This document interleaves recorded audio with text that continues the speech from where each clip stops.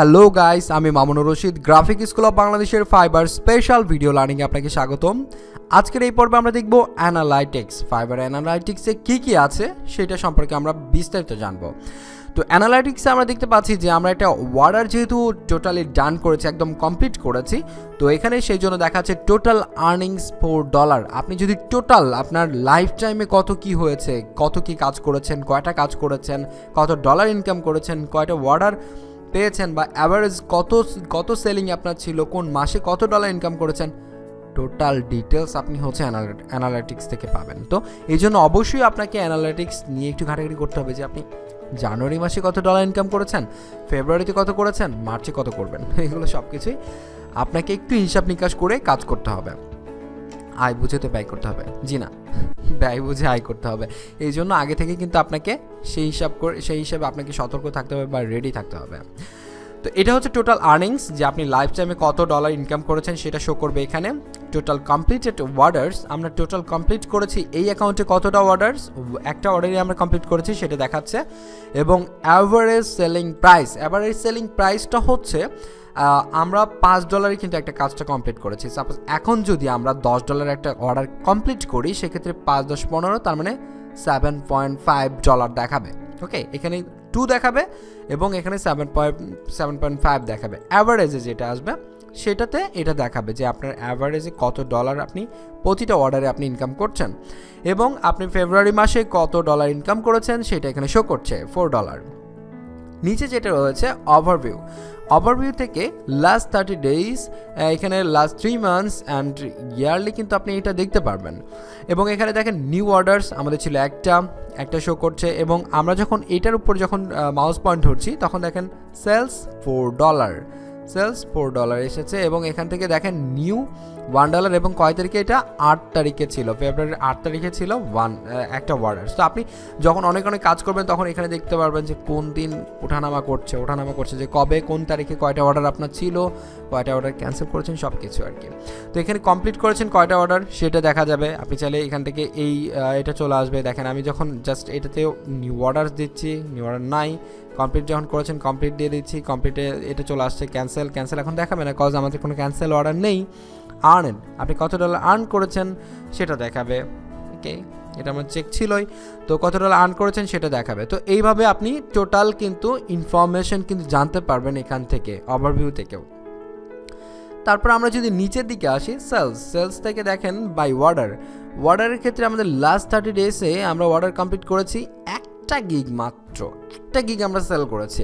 তো by order থেকে এটা তার মানে একটা গিগ আমরা সেল করতে পেরেছি, এবং সেটা 100% কমপ্লিট করেছে সেটা বলছে।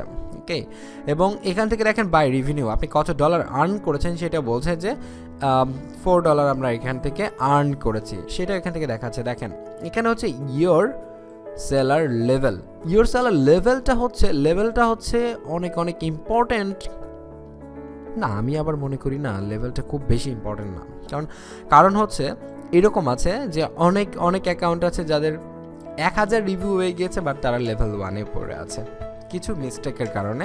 আবার অনেকে আছে হয়তো ঠিকমতো 50টা অর্ডার কমপ্লিট করার পরেই তার লেভেল 2 হয়ে যাচ্ছে। অনেকে আছে ভাই 5000 অর্ডার কমপ্লিট করেছে, তারপর টপ রেটেড হয় নাই, বাট অনেকে আছে 3000 অর্ডার কমপ্লিট করে টপ রেটেড।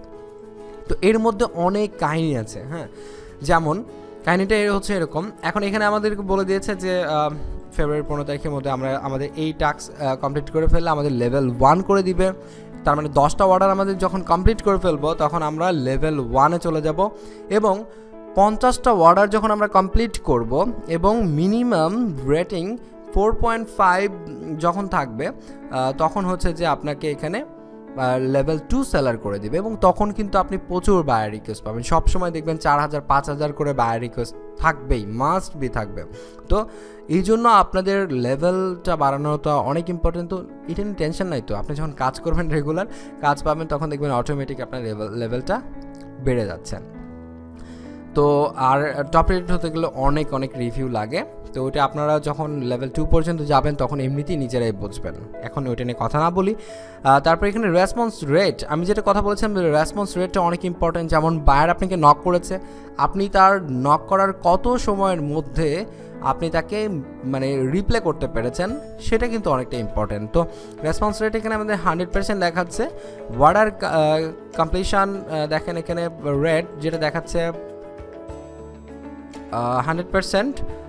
তারপর এখানে হচ্ছে যে ওয়ান টাইম ডেলিভারি দেখাচ্ছে 100%, রেটিং দেখাচ্ছে 5, কারণ আমাদের রেটিংয়ে আছে একটা, সব কিছু আমরা যেহেতু একটাই মাত্র অর্ডার, সব কিছু আমরা ফাইনালি খুব সুন্দর করে করেছি, এই জন্য কিন্তু সব কিছুই 100%ই দেখাচ্ছে। তো আপনাদের কাছ থেকে যেটা আমি আশা করব সেটা হচ্ছে আপনারাও অনেক সুন্দরভাবে প্রত্যেকটা বায়ারের কাজ করে দিবেন, ব্যাস, তাহলে কোনো টেনশনই নাই, কোনো টেনশন নাই।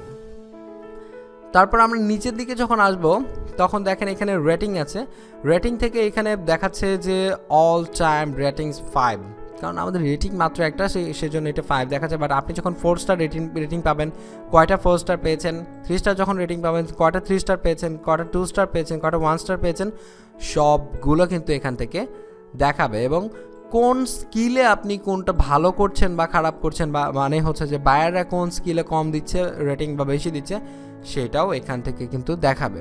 ওকে, তো এই মোটামুটি হচ্ছে যে আপনার অ্যানালাইটিক্স। তো অ্যানালাইটিক্স সম্পর্কে মোটামুটি আপনাদের যারা জানেন না তাদের কিন্তু জানা হয়ে গেল। তো আপনি এখান থেকে কিন্তু রেগুলার একটু জানাশোনা করবেন। এটা হচ্ছে সেলিং থেকে অ্যানালাইটিক্স, সেলিং থেকে অ্যানালাইটিক্সে ক্লিক করলেই আপনি চলে আসতে পারবেন সেলিং থেকে অ্যানালাইটিক্স। তো এই ছিল আজকের টিউটোরিয়ালসে, সবাইকে অসংখ্য ধন্যবাদ, আসসালামু আলাইকুম।